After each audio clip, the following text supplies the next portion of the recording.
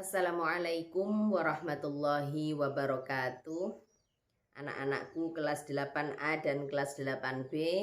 Pada pertemuan pagi hari ini kita bertemu lagi pada materi Al-Quran Hadis. Sebelumnya marilah kita bersama-sama buka dengan membaca basmalah terlebih dahulu. Bismillahirrahmanirrahim. Terima kasih, langsung saja untuk pertemuan kali ini Bu Ainun akan membahas kembali ya. Karena sebenarnya kalau sesuai materi berarti untuk bab 1 ini pada bacaan hukum bacaan lam dan ro sudah selesai. 2 pertemuan kemarin sudah saya jelaskan.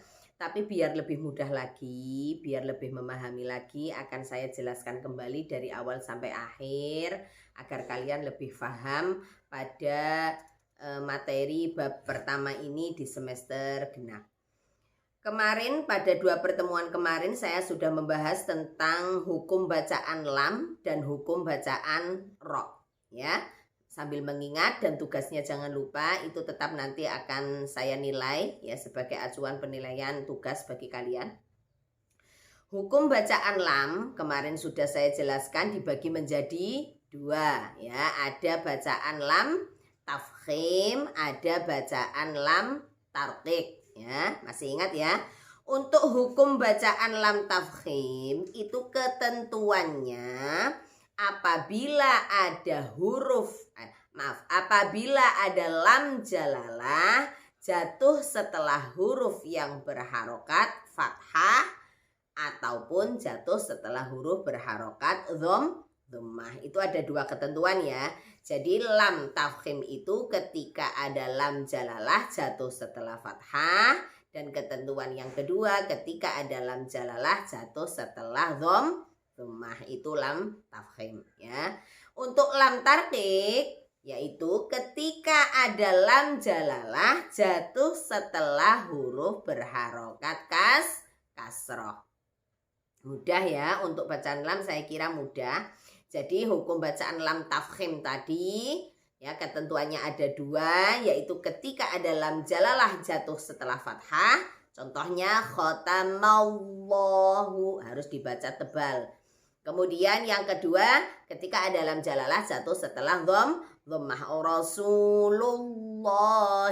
Nah, itu lam tafkhim. Kemudian lam tarqiq itu ketika ada lam jalalah jatuh setelah kasroh.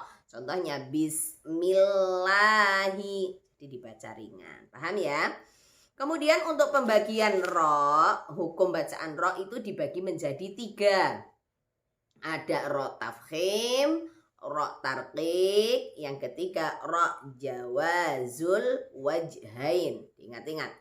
Ketentuan ro dibaca tafkhim itu ada 4. Kalau hukum bacaan ro agak banyak materinya, jadi kalian pahami. Hukum bacaan ro dibaca tafkhim itu ketentuannya ada 4. Yang pertama, ketika ada ro berharokat fathah, fathatain, dhammah, dhammatain, dibaca tafkhim. Ketentuan yang pertama, ro dibaca fathah, fathatain, dhammah, dhammatain. Ketentuan yang kedua, ketika ada ro sukun jatuh setelah huruf berharokat fathah ataupun dhammah. Arsala yurbi'na ya. Jadi ada ro sukun jatuh setelah fathah atau dhammah, ketentuan yang kedua. Ketentuan yang ketiga, ro dibaca tafkhim ketika ada ro sukun jatuh setelah kasroh tetapi kasrohnya tidak asli. Maksud kasroh tidak asli di sini adalah kasroh tambahan. Seperti pada lafaz irhamna itu tidak boleh dibaca irhamna, tidak boleh. Kenapa? Karena kasroh di situ hanya tambahan. Ya, kata dasarnya dari kata rohama. Ya, jadi kasrohnya bukan kasroh asli lafaz. Ya, irji'i ya, dari kata roja'an. Ya, diambil dari bukan kata dasar, bukan kata dasarnya. Jadi kasrohnya hanya kasroh tambahan, bukan asli. Itu dibaca tebal. Kemudian yang keempat, ketentuannya apabila ada ro sukun jatuh setelah kasroh, kasrohnya di sini asli, tetapi depannya bertemu dengan huruf isti'la. Nah, tetapi depannya bertemu dengan huruf isti'la, maka dibaca tebal. Qirtasun. Huruf isti'la itu apa? Huruf-huruf yang dibaca tebal. Ada 7 jumlahnya. Khusaw, dhal, dhin, qid, kha, shad, bad, ghin, dhad, qaf, qaf, ta. Ya, maaf tuh. Ya, jadi ketika ada rok sukun jatuh setelah kasroh asli, tapi depannya ada huruf istiqlaknya, maka harus dibaca tebal. Qirtasun firqatin. Ya, itu untuk ketentuan rok tafhim. Kemudian rok tarqiq itu ketentuannya juga ada 4 sama. Yang pertama ketika ada rok yang berharokat kasroh atau kasrotain. Ya, tarqiq. Absarihim khusrin. Nah, itu tarqiq. Kemudian yang kedua, ro yang berharokat sukun. Ya. Setelah itu ada, maaf ya, ro yang bertanda sukun setelah huruf yang berbaris kasroh dan bertemu dengan huruf yang bukan istiqla. Jadi ketika ada ro sukun jatuh setelah kasroh, ya, tapi depannya tidak ada huruf istiqlanya, itu tipis. Contohnya Fir'auna mirfaqo, ya, ada ro sukun jatuh setelah kasroh asli, depannya tidak ada huruf istiqla, dibaca tipis. Ketentuan yang ketiga, jika ada ro diwakofkan dan huruf sebelumnya ada huruf yang berharokat sukun. Basir, qadir, ro disukunkan, ro diwakofkan. Sebelum roknya ada ya berharokat sukun, huruf berharokat sukun, tipis. Basir, qadir. Ya. Ketentuan yang keempat yaitu ketika ada ro diwakofkan dan huruf sebelumnya kasroh. Nasir, basir, qadir. Nah, jadi ketika ada ro sukun sebelumnya kasroh. Itu ada 4 ketentuan pada ro tarqiq. Jadi ro tafhim ada 4, ro tarqiq juga ketentuannya ada 4. Dan yang terakhir ada ro jawazul wajhain, ro yang bisa dibaca 2 wajah, boleh dibaca tebal, boleh dibaca tipis.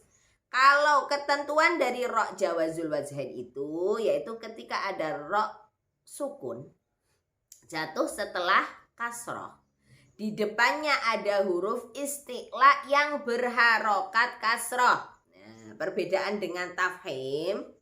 Kalau tafhim tadi kan ada ro sukun jatuh setelah kasroh, depannya ada huruf istiqla, ya, yang berharokat fathah atau dhammah.